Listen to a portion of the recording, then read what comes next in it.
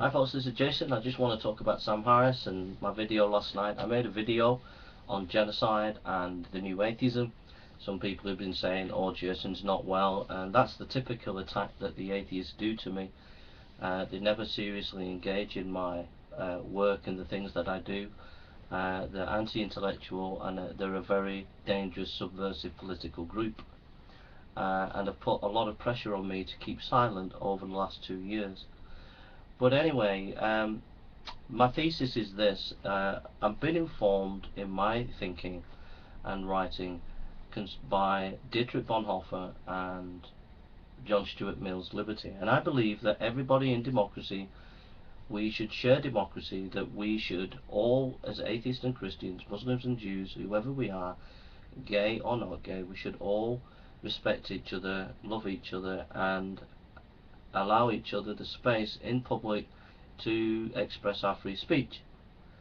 But once you start to demonize another group, once you start to make people demonize them, then you're on dangerous territory. I've done recent research recently on demonization language and its relationship to genocide. And in the Rwandan massacre, the one group was using the word cockroaches concerning another group, calling them cockroaches. Now, once that group was calling another group cockroaches, the group that was called cockroaches lost the sense of humanity. Nobody saw the cockroaches as human anymore. They saw them as cockroaches. So the violent group, having stigmatized one group as cockroaches, then moved into violence. And they moved into violence because they stripped the other group of being human. They were now cockroaches. And the same thing is happening with the new atheism and religious people, and specifically Christians. The new atheists are stigmatizing religious people, and especially Christians. So Sam Harris, for example, has clearly said in his book End of Faith, and it clearly says on numerous occasions, he has clearly said that as far as he's concerned, religious people are dangerous people. That is to say, those who believe in a scripture like the Bible or the Quran or any fundamentalist scripture, they are candidates for violence. And he continually has stressed this, and he's continually said this in interviews and in his writing. Now, let's just look at this in perspective. We're talking about millions of Christians and Muslims who are law-abiding people, who are getting on doing good deeds and running coffee mornings and running charity projects in Western democracies. And Sam Harris's rhetoric has demonized these people as possible violent people. Now, once that's seen by the public as Christians are violent, that they are crazy people, irrational, and they are going to do violence.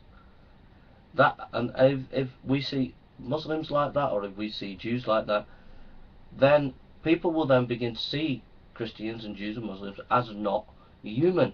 And when they're not seen as human, we are open to genocide. We will begin to do genocide upon Christians, Muslims and Jews because of this demonizing language.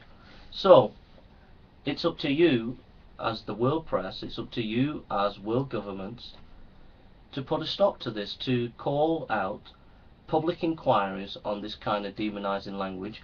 Universities need to stop inviting these kind of people to debates, and to call them out and to challenge them on this demonizing language. Because if you don't, believe you me, in the next 10 to 20 years, you will be guilty of 30 to 40 million Jews and Christians being genocided because you didn't put a stop to this demonizing language that's being done.